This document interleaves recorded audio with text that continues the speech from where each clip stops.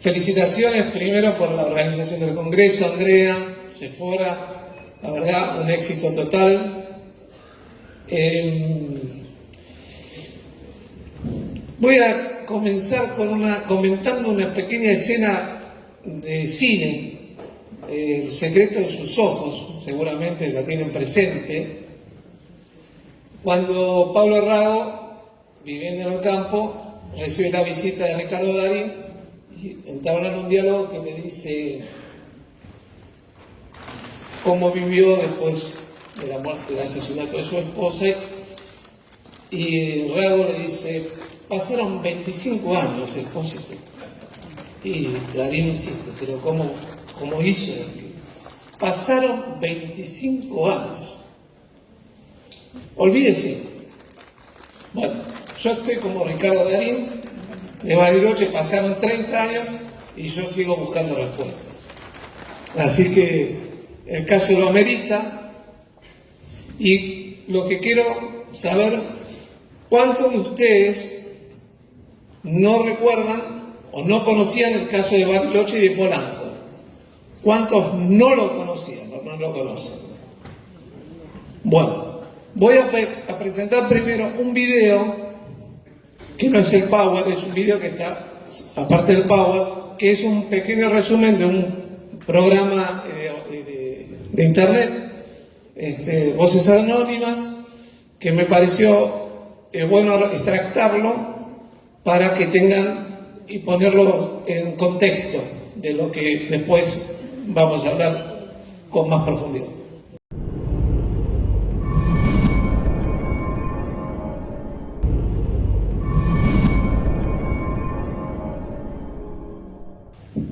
Bueno, el programa es más completo, lo pueden encontrar en el sitio de la página de YouTube del canal Voces Anónimas. Hay mucho material de Polanco, de Gaitán, que fue el otro piloto de Gendarmería Nacional. Hay mucho material en el programa de Fernando, entrevistas a distintos, a otros testigos del aeropuerto. Yo lo que quise hacer es extractar acá, y me pareció que era lo suficientemente acorde a lo que habían visto, porque a veces se hace difícil relatar toda esta experiencia y se hace bastante larga relatarla, ya me ha pasado. Entonces, ahora lo que voy a aclarar en algunos aspectos es que el caso no se limita a las observaciones de Polanco y el comandante Sipusak, que es a quien vieron en los medios. Esto sucedió el 31 de julio de 1995. Bariloche, en las imágenes, era una recreación, pero no contaba con radar. Entonces esas imágenes que se ven, que parecían como un registro de radar, no lo era. Y no contaba con radar. Entonces todo lo que son los procedimientos de aterrizaje se hace mediante instrumentos, visual e instrumentos. Y el caso ahora, este año, se está cumpliendo 30 años. Entonces vamos a hacer la siguiente imagen. La siguiente, por favor. Bueno, el trabajo lo realicé, que publicamos originalmente en el sitio web que se llamaba Gaceta OVNI, que era la página que junto a hemisferios teníamos y en la cual trabajamos, y se publicaban muchas investigaciones inéditas de distintos lugares del país.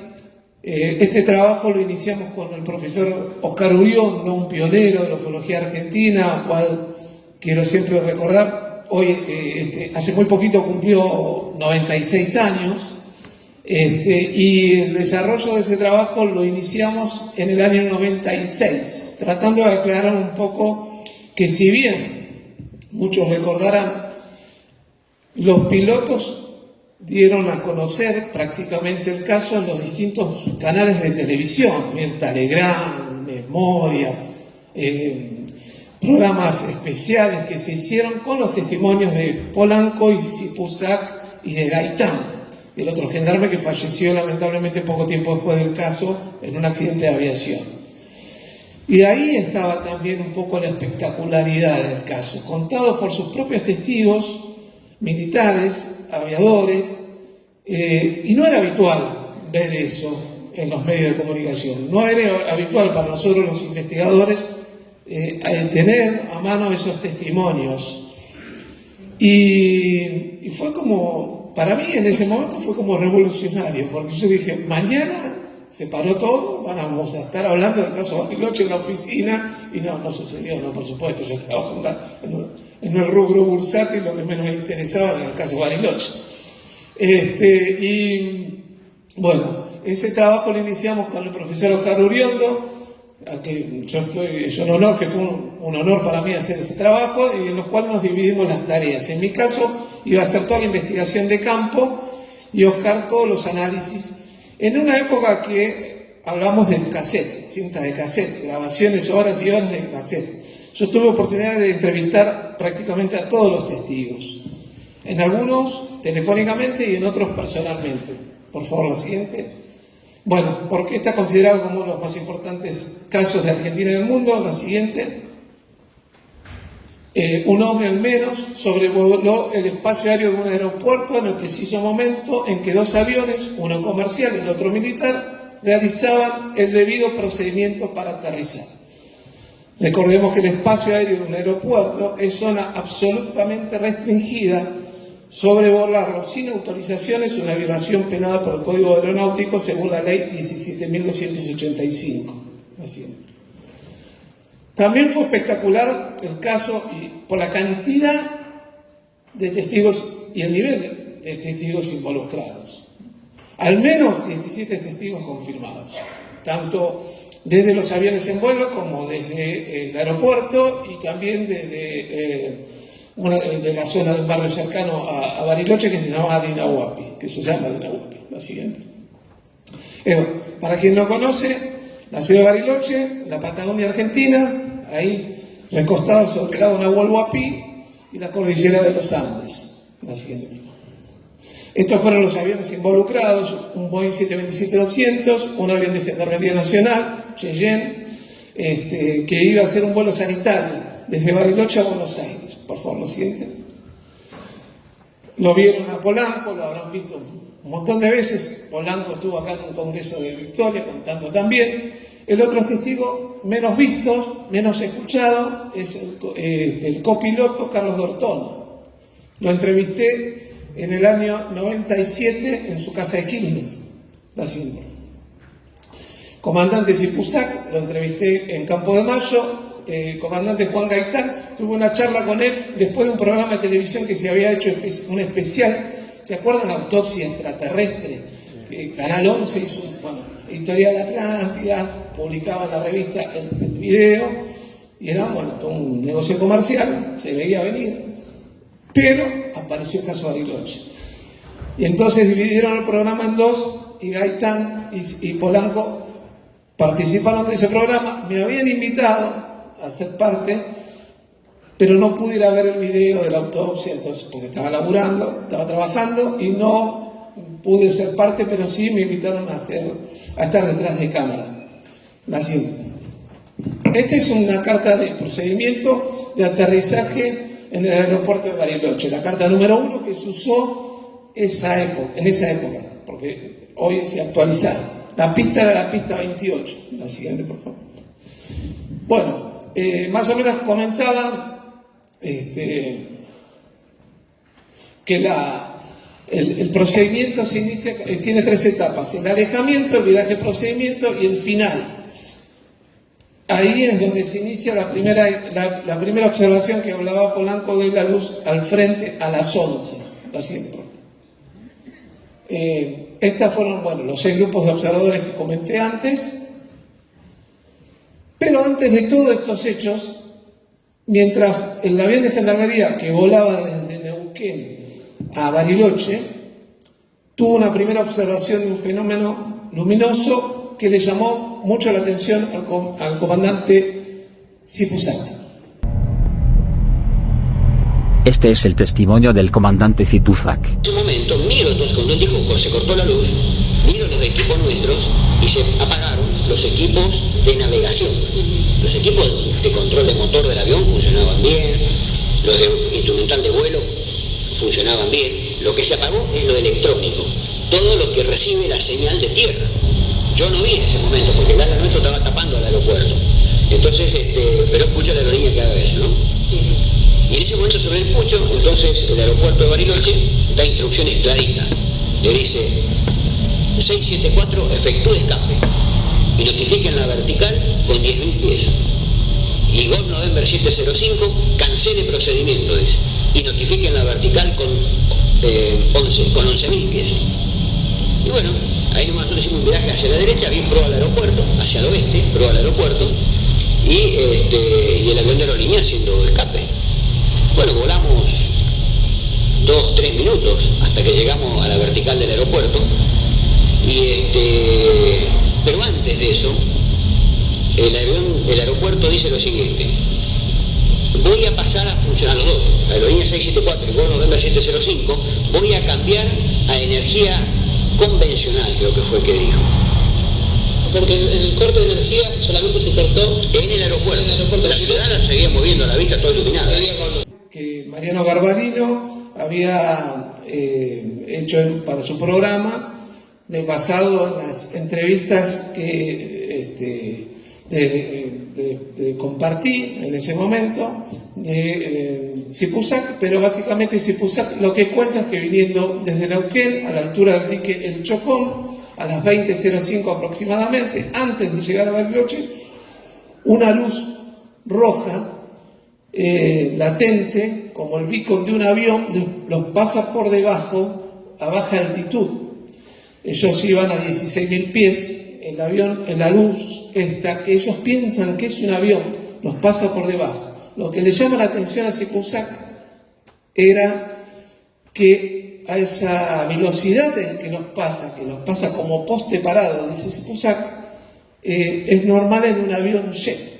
Y un avión jet no es normal que vuelen tan bajo. Y además, no se había reportado con el aeropuerto de Ezeiza, no se habían reportado con el aeropuerto de Neuquén, cuya frecuencia ellos habían abandonado. Y eso lo ven pasar por debajo en dirección a Bariloche. ¿Seguimos?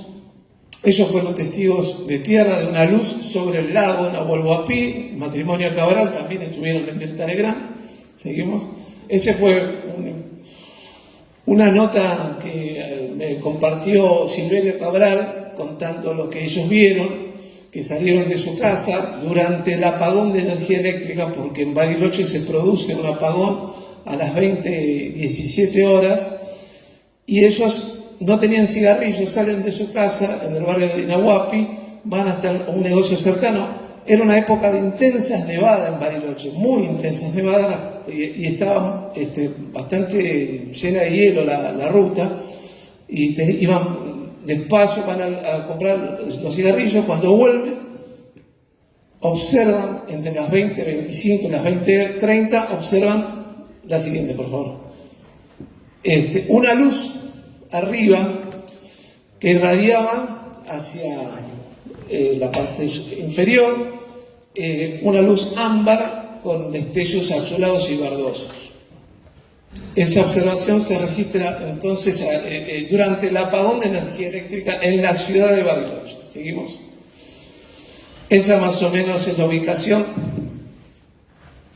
Ahí es la ubicación de Dinahuapi, donde ellos estaban. Ellos dicen haber visto la luz a la altura en el centro del lago, a la altura de unas antenas de televisión que hay acá, en el camino que va hacia el aeropuerto.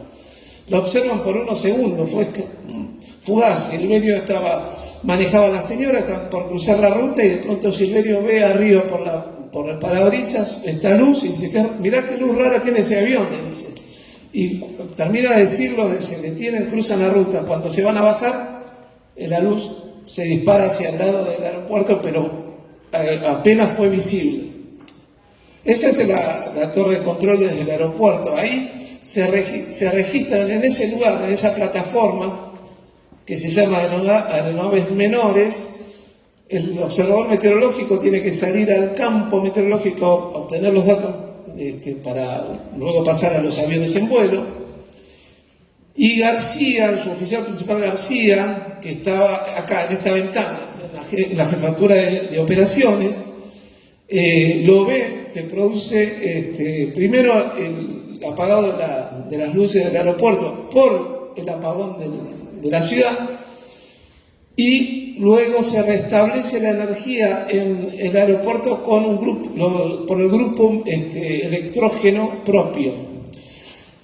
Entonces, en ese interín ven una luz que pasa por sobre la vertical del aeropuerto, y García dice: yo veo una luz que se dirige desde el oeste hacia el este, pasa por el frente, y eso es lo que él ve. Y lo ve Araya, al observador meteorológico que había salido al campo a obtener los datos, iluminado. Y Araya dice: algo me iluminó desde arriba, y levanté la vista pensando que era alguna de estas luces de la torre de control, y no era. Y veo pasar una luz en dirección al final de la pista. Continuamos. La siguiente, por favor. Bueno, el torrero Alfredo Blanco, el observador meteorológico Nicolás Araya, tuve oportunidad de entrevistarlos en Bariloche. La siguiente, por favor. Su oficial principal García, esta imagen es de la señal del canal de Fernando. Él lo entrevisté en Bariloche, pero no quiso fotos en ese momento, y luego, años después, lo entrevista Fernando. Y García siempre contó lo mismo. Sí, por favor. Bueno, esto lo vamos a pasar, es un poquito para que vean la repercusión de ese momento. Lo vamos pasando.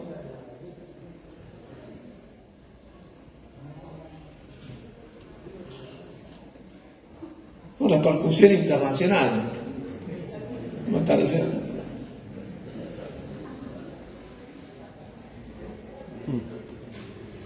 Bueno, ahí es donde yo esto grafico un poco lo que ven los pilotos en el momento del avión, de la luz a las 11, cuando están haciendo el alejamiento. Lo que aclaro acá, como dije antes, este procedimiento se hizo con la luz del grupo electrógeno abasteciendo el aeropuerto. En la ciudad, cuando ellos iniciaron este procedimiento y tienen esta observación, ya había vuelto la luz a la ciudad. Ya eran, entiendo, a 20 y 34, 20 y 35 inicia este procedimiento, y se lleva adelante esta observación. Hago hincapié en el horario, después van a saber por qué. Y este es el procedimiento, ¿no?, que mostraba antes. Y acá están los horarios estipulados. Abandono la vertical, y acá a las 20 y 39 observan el tránsito a las 11, lo reportan, lo continúan viendo, que es lo que hablaba Polanco, ¿no? Esa luz, le hacen señas con el avión, con las luces del avión, y se disminuye su intensidad. Para Dortona viró, hizo un viraje, según me contó Dortona. La siguiente, por favor. Un poquito más claro. 20 y 42 virajes de procedimiento, y por la inclinación del avión dejan de ver la luz, que tampoco era algo más que un tránsito no reportado para ellos. Y lo que sí no era, eso es importante, no era el avión de gendarmería que se estaba aproximando desde Neuquén, porque la aproximación del avión de gendarmería en ese momento estaba por acá, en esta ubicación. Por lo cual no había posibilidades de que se confundieran con el avión de gendarmería. La siguiente. Ese es el procedimiento que yo les mostré. Esa es la etapa final del procedimiento, que cuando Polanco dice el ovni nos formó a la derecha. La siguiente. Nuevamente. Esta es una recreación de lo que ellos ven, de lo que los 4 tripulantes, o los 3 tripulantes y un ocasional piloto que estaba en la cabina, observan 3 luces, una ámbar naranja en el centro, 2 luces verdes en los extremos, que se aproximan manteniendo siempre la formación de esa configuración luminosa, por lo cual a los tres les dio la impresión de que era un objeto con tres luces. Polanco fue el único que afirmó haber visto la forma del objeto que se aproximó y habló de un plato sopero invertido. La siguiente. Nuevamente, no sé si... Siguiente. Sí, pero se ve que no sé por qué no se cargaron. No sé. Bueno, veremos. Yo creo que la última charla de Bariloche la di con diapositivas. Pero yo en la computadora mía salían los videos. Esto es lo que decía, ¿no? Graficando lo que en líneas generales, cuando nosotros hacemos el informe, detallamos lo que vio cada uno. Pero también hay que hacer hincapié que en esa circunstancia, y en caso de múltiples testigos, las observaciones suelen ser también distintas. Es normal. Y también es cómo lo procesa cada uno en ese momento, cómo a nivel emocional lo procesa, porque no todos ven lo mismo, pero no significa que estén equivocados. Siguiente.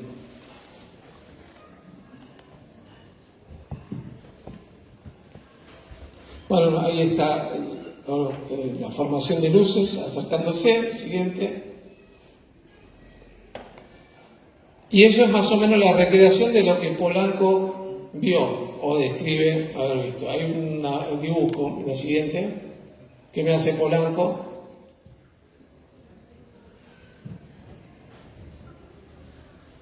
Ese es el dibujo que me hace Polanco, describiendo las luces verdes en los extremos, la luz ámbar naranja en la parte superior, y la característica era que pulsaba, como que había energía, como que si respirase. Y eso lo ve no solamente Polanco, sino también lo describe D'Ortona. Así. No va a estar seguramente el audio. A ver, este era un testimonio interesante porque era el ingeniero de vuelo. No está.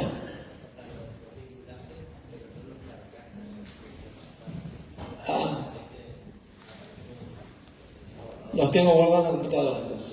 Está bien. Bueno, siguiendo. No, el pendrive lo tiene. No logramos. ¿Es el pendrive ese? Bueno.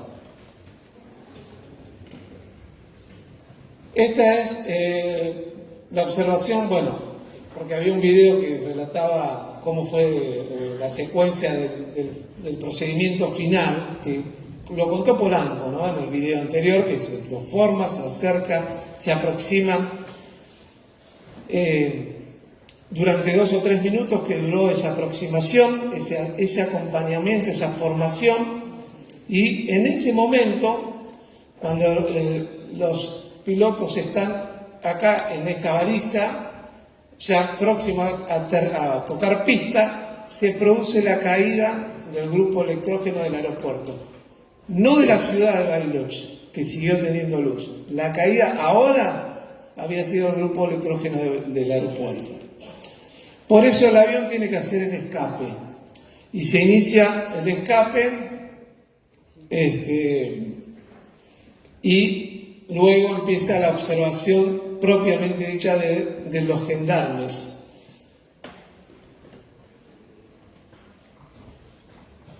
Vamos a ver, estamos haciendo...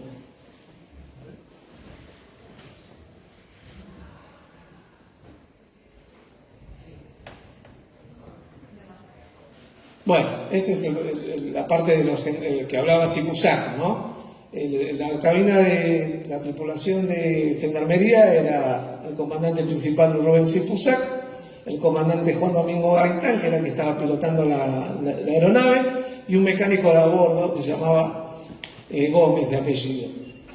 Ellos observan en ese momento que se produce el escape del avión de Aerolíneas Argentinas en dirección al lago. El avión de gendarmería venía acercándose a la vertical, porque ellos se venían aproximando desde Neuquén, y cuando se produce la caída del equipo electrógeno, la torre da la orden al avión de gendarmería a 12.000 pies, 11.000 pies, y el avión de aerolíneas tenía que volver a ascender hasta 10.000 pies para posteriormente iniciar el procedimiento. En esa instancia pasa por la vertical del aeropuerto el avión de aerolíneas, y desde la torre de control observan una luz que lo sigue desde atrás, en la parte de cola del avión, en la parte superior como que lo alumbrado. Eso lo ve el torrero y un cabo principal que había subido a la torre para observar lo que el torrero estaba diciendo que estaba pasando en el procedimiento. Voy a agregar algo que no dije. Daniel Alberto García, mientras el avión está en final, que dice estar siendo formado por un objeto, ve desde la ventana de la jefatura de operaciones, también ve esa escena, una luz muy próxima al Boeing, que estaba muy próxima, y que él empezó a decirle al operador de la torre: mirá, estoy viendo la luz cercana al avión, pero el operador de la torre no la vio. Un transportista de Aerolíneas Argentinas que estaba en el aeropuerto, en la jefatura de la aerolínea, también ve esa escena, el objeto muy cerca del avión que los acompañaba en el descenso final. O sea que ahí está ratificada la observación tanto por García como por este operador, este transportista. Y ahí después, cuando hace el escape, que se inicia este escape, el avión de gendarmería, que lo ve la torre de control, se produce la caída del equipo del grupo electrógeno, se produce una falla en el instrumental de la torre de control, el barómetro y otros equipos que dan la dirección, por ejemplo, la que da la dirección de los vientos, que no funcionan las baterías, se encendieron de pronto, inmediatamente después de producirse la caída del equipo electrógeno, y empezaron a dar números sin sentido.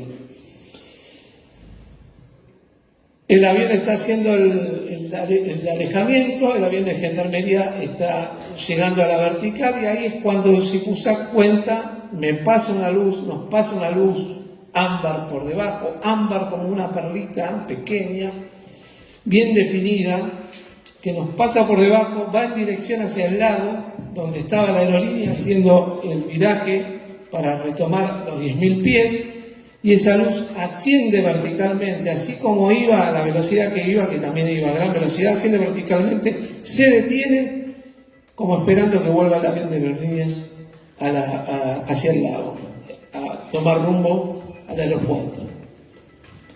Y fue instantáneo. Cuando se acerca el avión de aerolínea, lo acompaña hacia el aeropuerto, y esa escena la ve no solamente Sipusac, Gaitán, sino también un mecánico a bordo, que se va a una ventanilla de atrás, porque en un momento se cruzan los aviones en altura, en sentido opuesto, el avión de gendarmería con 11.000 pies, el avión de aerolínea con 10.000 pies, y cuando pasa por debajo del avión de gendarmería, Gaitán hace una especie de maniobra para tratar de ver un poco más qué pasaba con esa luz, y ahí lo ve el mecánico a bordo, que se había una ventanilla detrás del avión, y ve que la luz se aleja fugazmente hacia el cerro Otto, en dirección oeste. La siguiente. Bueno, estos son los informes de la Fuerza Aérea, que también lo habrán visto bastante, se desclasificó también a través a pedido de Sephora. Estos son los informes que recibimos en su momento, en el año 97, desde el aeropuerto, que son la transcripción de la torre de control. Trabajamos mucho con ese material, el informe de los pilotos, el de Daniel Alberto García. Seguimos, por favor. Bueno, ¿qué pasó? El caso en su momento no fue abordado por la Fuerza Aérea, a pesar de que lo que uno ve es que posiblemente haya habido una violación de espacio aéreo. la Fuerza Aérea no lo investigó en ese momento. Eso es lo que dije. Años después, ya formada la comisión, la CEFAE o ICIAE, ¿no?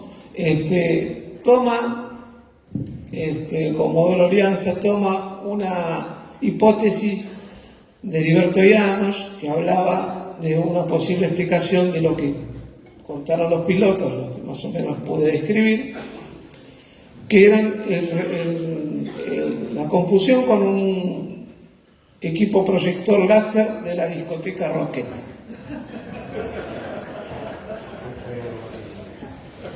Entonces, esa fue una versión a mediados de la década del 2000, de Llanos, que también ya había inicialmente había propuesto otra explicación. Apenas sucedido el caso, está en la revista Descubrir, por ejemplo, está documentada, que él dijo: se confundieron con la Luna y el planeta Marte. Después resultó ser que ni la Luna y el planeta Marte estaban en una confusión, pero no habían estado en el lugar donde los pilotos habían visto lo que él escribía. Dijo después: no, son proyectores de máquinas Pisanier que estaban trabajando en el Cerro Catedral. Tampoco. Digo, ¿por qué lo cuento estos antecedentes? Es cierto procedimiento de descalificar a los testigos, porque, son calificados los testigos, los pilotos son calificados.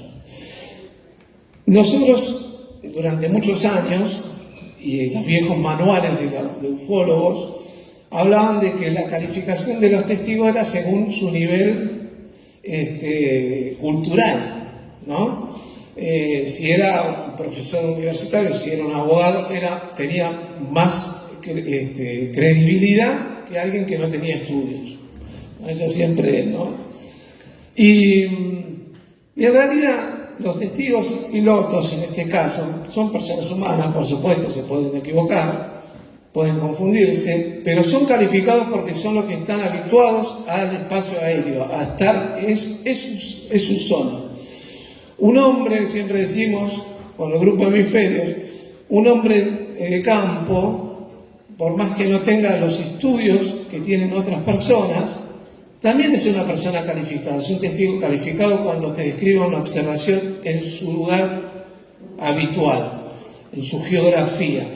Lo hace calificado eso, porque esa persona no conoce mejor, nadie conoce mejor que esa persona esa geografía. Y si te dice, eso que se está observando no tiene que estar ahí, poner la firma que es así, no hay casa, no hay ruta, no hay auto.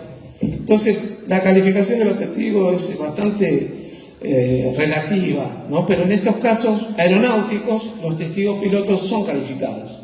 Entonces, la versión que luego concluye la Fuerza Aérea es que en Rocket se estaba utilizando, como había un proyector láser, porque tenía un grupo electrógeno propio. Entonces hay un testimonio del operador del grupo, del cañón láser, Juan Carlos Rivero, que afirma y asegura haber utilizado esa noche ese proyector. Fíjese un detalle, ¿no?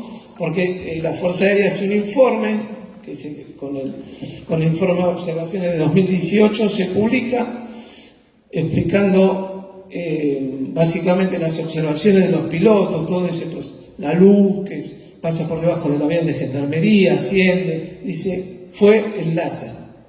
Hizo toda una maqueta para situar las observaciones y ubica el reflector acá, en la vereda de Rocket. Y fíjense cómo es la construcción de la fachada de Rocket, ¿no? Como una pirámide.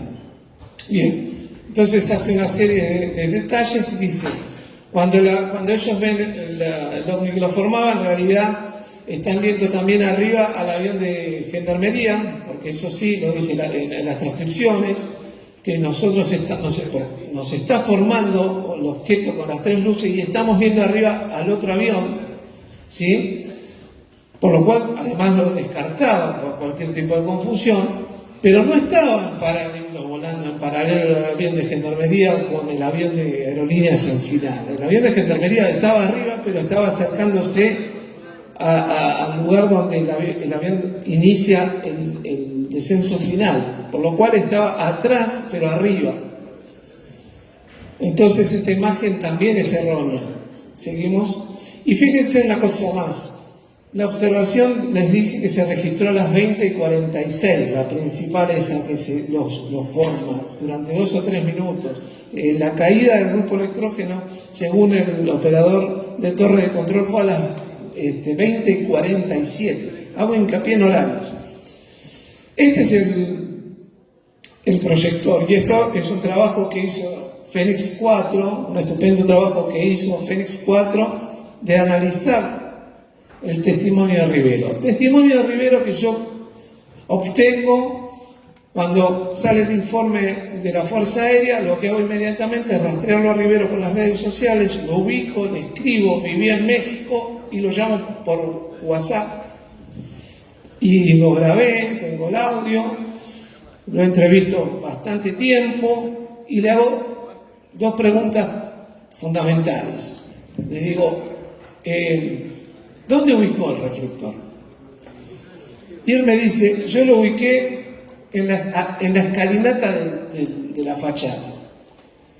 ¿Y en qué parte de la escalinata? Arriba, en el descanso.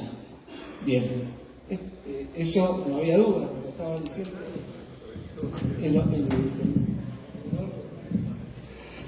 el operador del reflector. Bien, ¿cuánto tiempo usó el reflector? Dice, durante el apagón de la ciudad. El apagón se inicia en 2017 y él, como quería probar de pronto el proyector que había adquirido el boliche, lo saca delante de la fachada, lo enciende y proyecta el haz sobre el lago. La ubicación del reflector arriba en la escalinata tiene una cuestión que no es menor. Rocket está construido hacia adentro de la línea municipal. Entonces, además de la ubicación del reflector arriba en la escalinata, también jugaba las paredes de los edificios lindantes a Rocket, que también eran una pared para la proyección de los haces en dirección al aeropuerto. No había posibilidad de que el haz de luz del reflector haya ido hacia el aeropuerto. Y el estudio que realiza Fénix 4 y que está en el canal de Sephora, lo pueden ver, está muy completo, y en su página web también está. Ellos además buscan las condiciones técnicas que tenía ese reflector. Entonces, en las condiciones dice, no puede superar los 8 a 10 kilómetros la visibilidad, digamos, el alcance del haz. Por lo cual la distancia que había del boliche Rocket al aeropuerto son superiores a esos 10 kilómetros. Se quedan cortos. No sé, porque no va a haber audio. Sí, bueno, esto era algo que quería mostrar. ¿Seguimos? Bueno, esperemos a ver. Y voy a concluir con el tema del reflector. ¿Por qué no pudo haber sido el reflector? Porque además, Rivero dice, yo guardé el reflector cuando volvió la luz a Bariloche. Y resulta ser que cuando los pilotos tienen sus observaciones, la luz ya había vuelto a Bariloche. Ellos la ven posteriormente a que se restableció la luz, por lo cual tampoco podía ser. Entonces había varios factores que refutan la explicación de la Fuerza Aérea, de que eran equipos. Y son datos importantes. Entonces uno ve lo que ve y nota que es un informe sesgado, tendencioso, porque además suma que no, como dice el trabajo de Fénix 4, no aclaran detalles. Se basan, además, en otra cosa que condenan, en un único testimonio. Sí, Pablo. 2 datos más. Hablo de cuestiones técnicas y hay 2 datos que están súper interesantes. Pablo, Fénix 4, a la Sephora, encantador de perros, por si necesitan algún tipo de servicio. Recién Juan Pablo nos decía de las cuestiones técnicas del farol. En el mismo testimonio que vos le tomás a Rivero, él dice que en un momento enfoca el farol hacia la costa enfrente del lago Nahuel Huapi. Y dice, ya cuando enfoqué a la costa que yo tenía enfrente del local, apenas se podía ver el haz de luz.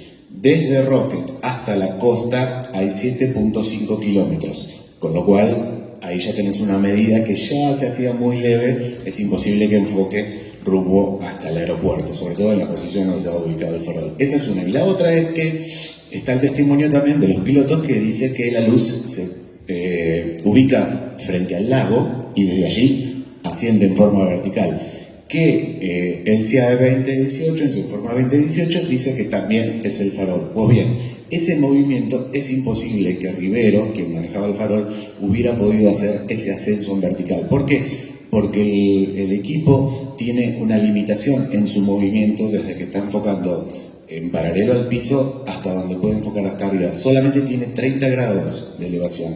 O sea, es imposible que se haya elevado la luz hasta allá arriba fruto de un farol, porque el farol apenas podía hacer este movimiento. Así que son otros 2 datos técnicos que suman a la imposibilidad de que sea esto.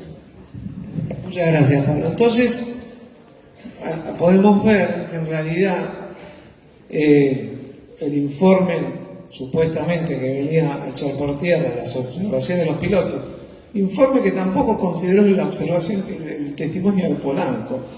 No lo considera el testimonio de Polanco. ¿Por qué? Porque Polanco describe un objeto bien definido y no son luces que pueden ser confusión con un reflector o con un haz de un láser. Y otra cosa que quiero mencionar, que lamentablemente no puse las transcripciones a la vista porque estaba el audio de las transcripciones, de la conversación de los pilotos, el audio original, donde Polanco dice, tenemos un objeto, le dice a la torre, antes que se produzca la caída del grupo electrógeno, tenemos un objeto que nos está formando, tiene 3 luces, no sé, creemos que es un plato volador. Eso es el término que usa Polanco, y eso lo dice Polanco. Las conversaciones las venía teniendo D'Ortona, el copiloto. Pero en ese momento toma el micrófono Polanco porque algo los estaba formando tan cerca del avión, porque hablaban de 60, 100 metros de distancia, y no había respuesta, no había reconocimiento de la torre de qué podía hacer eso. Yo digo, para que un piloto en esa situación crítica, que está en pleno etapa de descenso final, a tocar, no va a estar haciendo una broma diciendo, che, creemos que es un plato volador. No, le está describiendo a la torre lo que está viendo.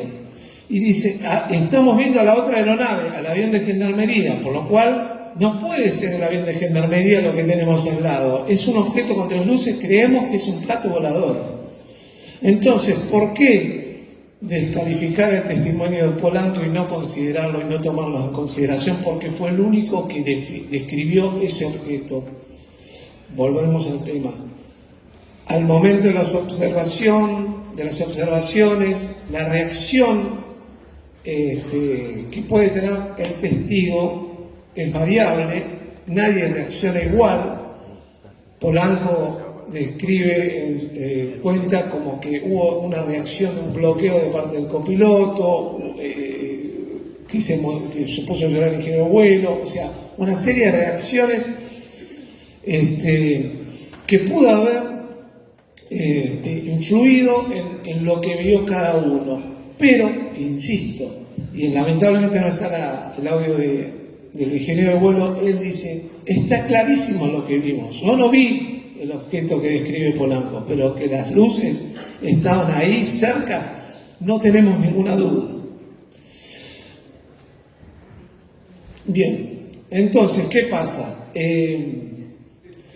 Sí.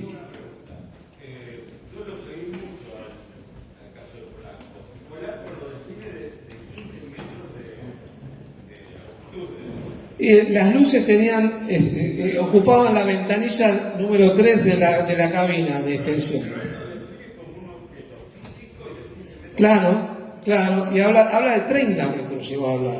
Entonces el copiloto, Carlos Dortona, me dice, yo no vi lo que dijo Polanco, pero si esas luces verdes eran el extremo de un objeto, era grande. Bien podía ser un objeto también. ¿Por qué? Porque mantuvo siempre esa configuración luminosa. En definitiva, las conclusiones de nuestra investigación.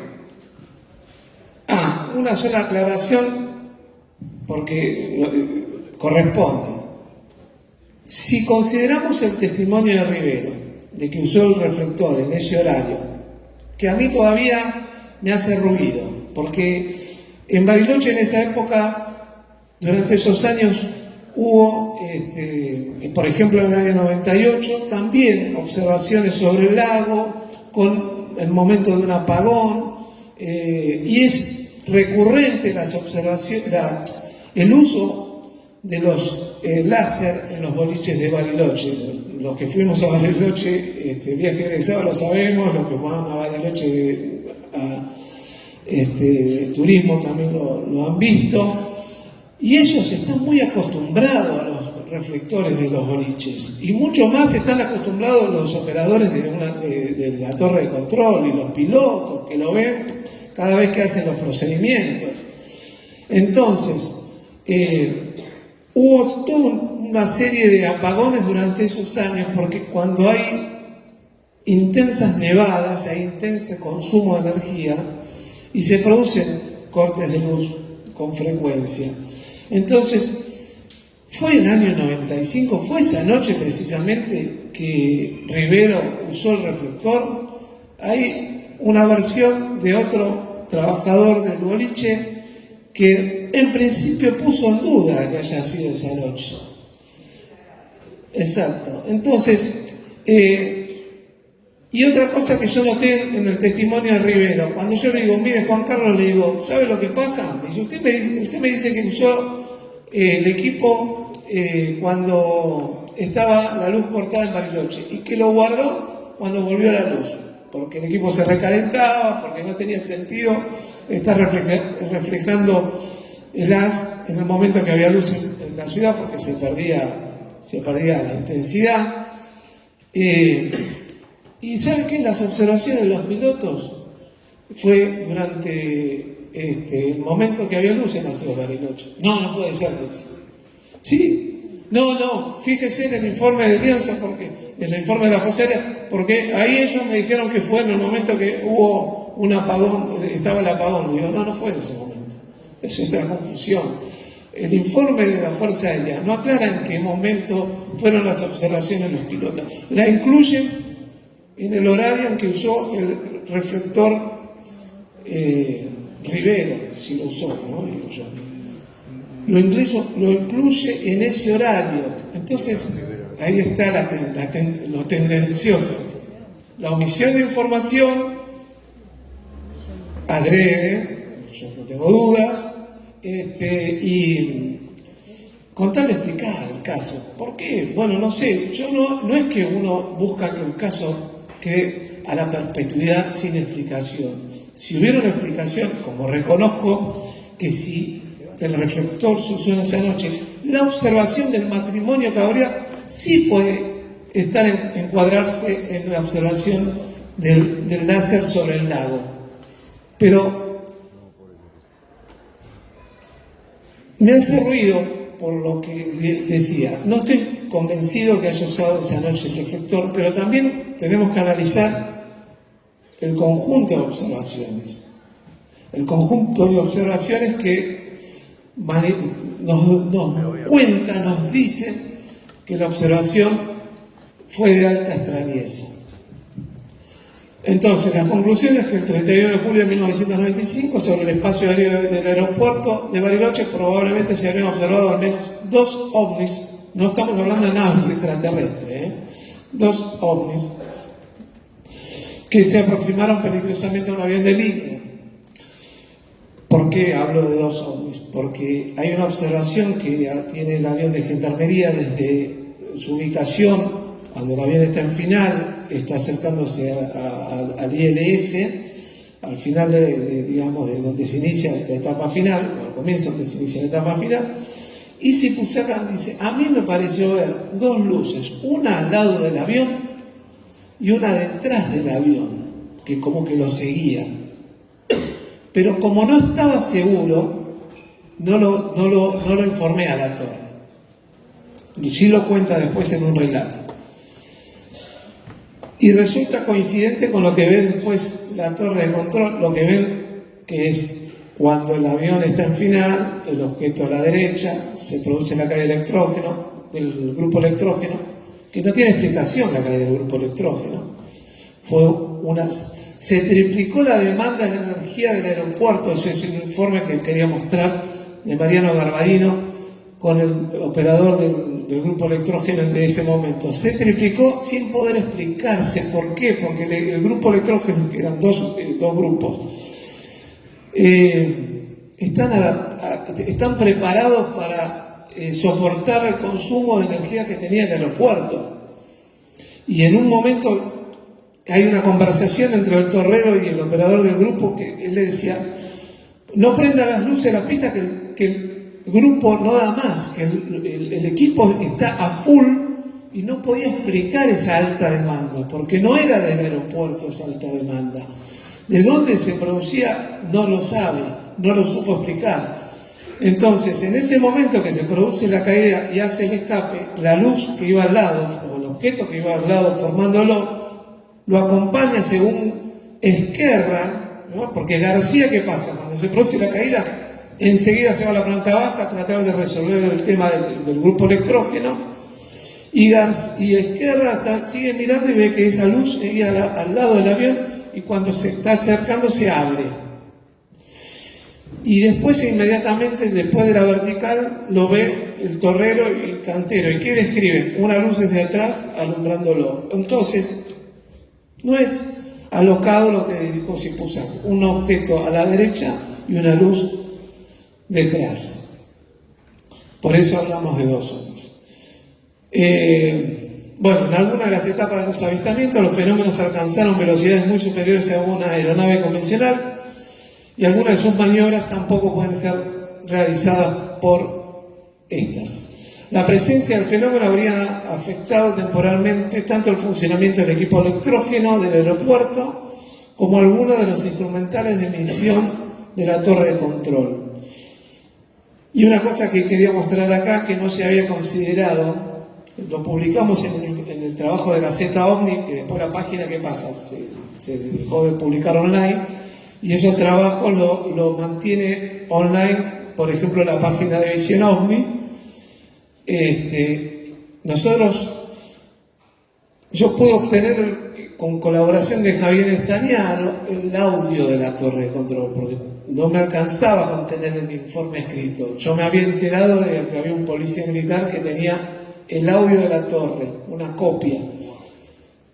Ese audio, si les cuento la historia de cómo lo conseguí, es una historia dentro de toda la historia, ¿no? Y acá, no sé si está Benítez, pero fue como él hablaba en los libros, cuando uno leía a Benítez, la nave madre, decía Benítez, como que lo guiaba, ¿no? Cuando se van desarrollando esas causalidades en las investigaciones, cuando uno empieza a buscar un dato y lo continúa, y de pronto se van dando ciertos factores que te allanan el camino a encontrar ese material. Bueno, en el audio de la torre de control, en el mismo momento que se produce la falla del instrumental de la torre de control, que se produce la caída del grupo electrógeno, se acelera el audio de la grabación. En la transcripción eso no está plasmado. La transcripción dice, el audio siguió corriendo 4 minutos sin grabar y después se detuvo, volviendo a grabar cuando se restableció la energía de la ciudad ya. Se conecta al aeropuerto la energía de la ciudad. En ese momento se acelera el audio y se escuchan unas conversaciones, que es la conversación que no recuerda Polanco, que dice la torre de control y sí recuerda Sipuzak. Argentina 674 a 10.000 pies, haga escape, GN 705 a 11.000 pies hacia la vertical del aeropuerto. Y hay más conversaciones, y en esa instancia tendrían que están las conversaciones del avión de Sipuzak describiendo el objeto que le pasa por debajo, que va hacia el lado, que asciende.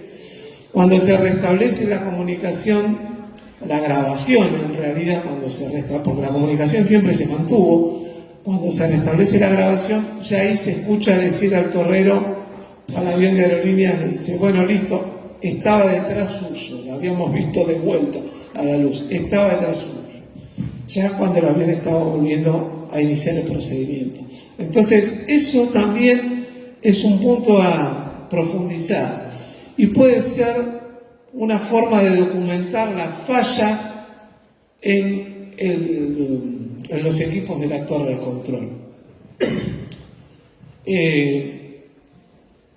La presencia del fenómeno habría afectado temporalmente, ya lo dije. El fenómeno en su conjunto tuvo una evidente intencionalidad con sus movimientos y el avión de línea fue su centro de atención. Si una de las intenciones del fenómeno era mostrarse, bueno, lo ha nombrado con creces. Siguiente. Esto es lo que le decía yo de el trabajo de Mariano Garbarino. El caso Bariloche. El informe eléctrico. En el aeropuerto también ocurrió una anomalía eléctrica, que produjo un apagón instantes antes que el avión de aerolíneas aterrizara, lo que hizo que el comandante Polanco y el avión de gendarmería tuvieran que realizar la maniobra de escape. En ese momento el aeropuerto operaba con 2 grupos manuales de 75 kVA cada uno, tanto de enfasado como de transferencia manual. De acuerdo a la demanda se ponía un grupo, depende la hora, depende del consumo del aeropuerto, o en su defecto se enfasaban los 2 grupos y se trabajaba con potencia plena, digamos. Los 2 grupos alimentaban lo mismo a partir de un anillo de conexionado. Lo que se hacía internamente dentro del aeropuerto, en caso de alguna duda de consumo, era desacoplar en forma manual, pero ya en la aeroestación, algún sistema comercial o algún sistema que podía considerarse no esencial, digamos. Pero desde la usina, que era, bueno, esta usina ya no existe, fue reemplazada hace muchos años, se alimentaba con los 2 grupos la totalidad del aeropuerto. La única manera de que en un sistema de distribución aumente el consumo es agregando impedancias al circuito, y Ibresa asegura que nadie pudo haber conectado alguna parte del aeropuerto que no tenía que haber sido abastecida en el protocolo de alimentación de emergencia. En términos de consumo, los 2 grupos no estaban demasiado sobredimensionados al consumo real del aeropuerto. Con el balizamiento en máxima intensidad, con toda la parte comercial a full, etcétera, etcétera, había que tomar precauciones porque no era fácil, digamos. Si bien se podía, no era algo trivial alimentar todo el aeropuerto. El conjunto de luces de pista y balizamiento consumía aproximadamente el 50% de la alimentación en emergencia. Más o menos entre un 40 y un 50% en su totalidad, ¿no? Incluyendo radioayuda, etcétera. Entre un 40 y un 50% de la potencia suministrable en emergencia, digamos. Unos 60, 70 kVA entre balizamiento, flash, radioayuda, reflectores de plataforma, etcétera, etcétera. Dependiendo si el corte del suministro era diurno o nocturno, se decidía si se conectaban o no ambos generadores. Esto es lo que recuerda Bresa de esa noche. Fue una noche bastante particular. Bueno, veníamos de una gran nevada, una noche terriblemente fría, con mucha helada, que es típico después de una gran nevada acá en Bariloche. El cielo totalmente diáfano.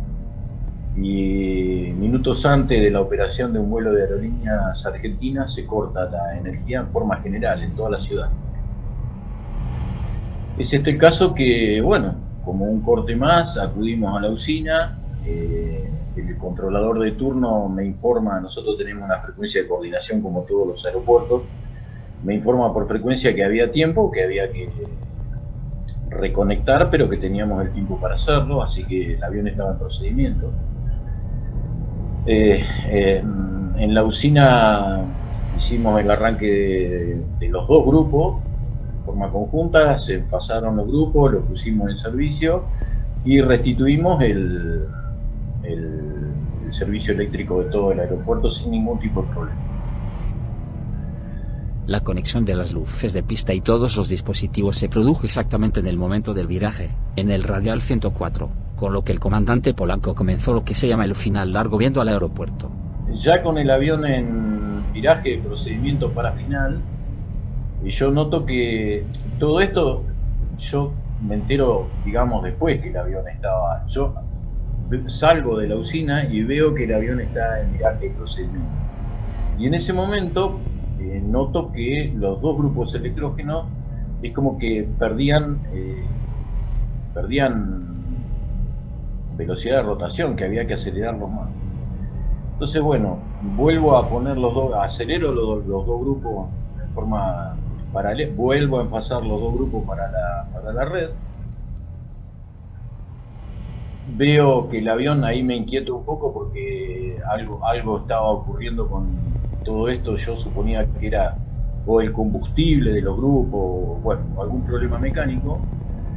Vuelvo a asomarme a la puerta de la usina, que se ve perfectamente la cabecera 29, y veo que ya el avión lo veo de frente, que está aproximando en una final larga a cabecera 29 del aeropuerto. Nuevamente los grupos empiezan a fallar en forma conjunta, los dos grupos se empiezan a frenar. Esto es un indicio de una toma de carga considerable, cada vez más. Hay un retroceso de gases de combustión, empieza a salir por los filtros, etcétera, hasta que se detienen. En ese momento lo primero que hago, sin importarme el tema de la usina, le comunico al controlador de turno que mande al avión a escape, porque no teníamos posibilidad de que algo grave había pasado con los motores y que por lo tanto no teníamos energía de emergencia. En ese momento, Bresa sale de la usina y ve al avión de Aerolíneas pasando por encima de la pista realizando la maniobra de escape. Salgo de la usina y en ese momento veo que el comandante de la aeronave de la aerolínea inicia el escape, pasa por todo el eje de pista y se va. Bueno, yo asumí en ese momento que había un deterioro mecánico grave en los dos motores y que por lo tanto era inútil quedarme ahí. La usina está más o menos unos 600 metros al este de la torre de control, así que agarro el vehículo con el cual me desplazaba y me dirijo hacia la torre, bueno, para informar oficialmente a las autoridades del aeropuerto y al controlador lo que había ocurrido. En ese momento nada sabíamos, suponíamos de lo que después el controlador y el comandante y otro piloto habló del tema, pero inicialmente, bueno, indico que la usina quedaba fuera de servicio y que por lo tanto había que esperar la restitución de la energía de la ciudad. Un grupo electrógeno se acelera cuando comienza a aumentar la carga. La aceleración permite que el generador pueda sostener la tensión. Si el equipo es sobrecargado, comienza a desacelerarse y cae la tensión en cuestión de segundos. El operador Bresa describe que los generadores comenzaron a acelerarse y desacelerarse, algo que también se puede asociar a problemas de carburación de los motores, por sucedido algún tipo de impureza. Pero esto no genera un aumento de corriente como marcaba el amperímetro. Cuando yo empiezo a escuchar todo eso, me entra la duda, ¿no? de qué había pasado en la usina. Para mí los dos motores estaban rotos, fundidos o algún tipo de defecto mecánico. Entonces decido volver a la usina, encender los grupos de electrógeno. Los mismos encendieron en forma totalmente normal, sin ningún tipo de inconveniente, y esos mismos motores se usaron durante 4 años más. Yo no vi absolutamente nada, como dice el comandante que vio. Yo no pude ver en el desplazamiento de la aeronave ninguna luz adicional al avión. Yo no vi ese tipo de cosas, pero esto que relato lo viví en carne propia dentro del cuarto de usina, y bueno, y más aún cuando al volver, sería 1 hora después, los motores arrancan perfectamente y como digo, fueron usados un largo tiempo después sin ningún tipo de inconveniente. Bresa dijo que hubo un incremento grande de corriente que triplicaba el consumo de todo el aeropuerto. Yo lo único que observé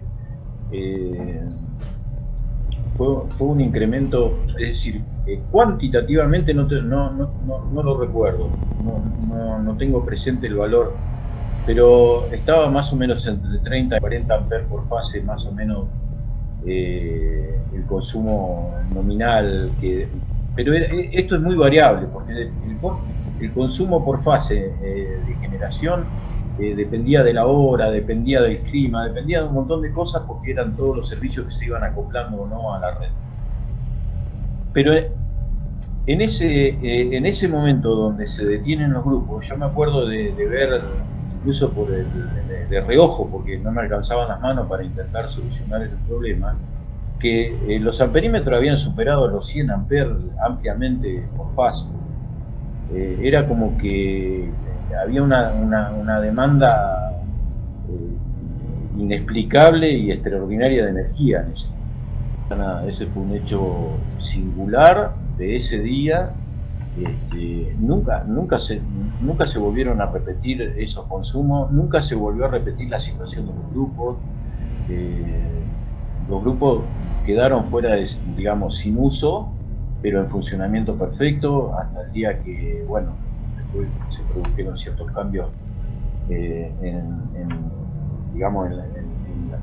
la constitución de los aeropuertos en Argentina, pasó a una firma privada. Es más, te digo, nadie de los que participó ese día en la operación del aeropuerto, porque esto es así, nos tocó a nosotros porque estábamos ahí, se negó a decir, perdón, negar capaz que no es la palabra, pero fue reticente, muy por el contrario, porque lo vivimos. O sea, no hay, yo por ejemplo no puedo decir otra cosa que lo que cuento, porque no lo vi. Es decir, hubo gente que vio luces, que vio, yo no lo vi. Yo digo lo que vi, teniendo acceso directo visual a la cabecera. Yo no vi otra cosa que no sea el avión aproximando y lo que pasaba en el interior de la usina. Pero no dudo para nada que otras personas hayan vivido la situación de otra manera. Pero sí, yo no tengo ninguna duda, en ese momento hubo una demanda de energía que triplicaba la capacidad normal del aeropuerto en cualquier día de funcionamiento. Esto es así. Y es más, yo cuando vuelvo a la usina a probar, a decir, bueno, a ver qué pasó, esto se rompió, no sirve más, porque entre otras cosas nosotros teníamos que seguir operando con el aeropuerto y no íbamos a tener servicio de emergencia, los motores se habían deteriorado. Fue por eso que los volví a poner en marcha, y porque al escuchar los comentarios de que de supuesto ovni o algo, digo, bueno, acá pasó algo. Lo que me hace a mí reencender los grupos sin ningún tipo de inconveniente, como cualquier día normal, es esta inquietud, ¿no? De decir, bueno, ¿qué pasó? La conclusión del investigador UFO es que algo ajeno al circuito de distribución interna del aeropuerto produjo la conexión de una carga que hizo que ambos generadores fallen. Tanto por el testimonio de Bresa como por la propia respuesta de los equipos eso sucedió, y constituye la única evidencia material que pueda asociarse al fenómeno producido en el aire con ese tránsito y los dos aviones. Lo que produjo la conexión de esa carga, sabía lo que le iba a producir a los generadores. y el efecto que iba a causar, el apagón y posterior escape del avión de Aerolíneas Argentinas, en definitiva, lo que hoy conocemos como el caso Bariloche.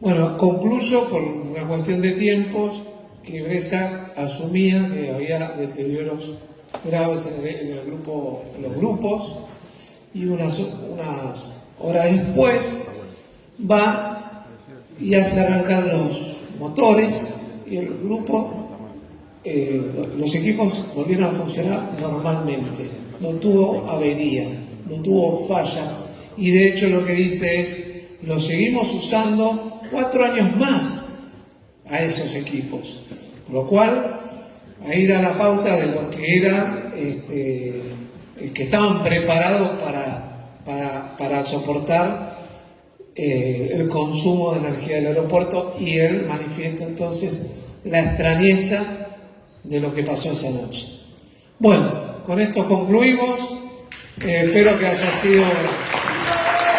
Gracias. Qué grande, Juan Pablo. La verdad que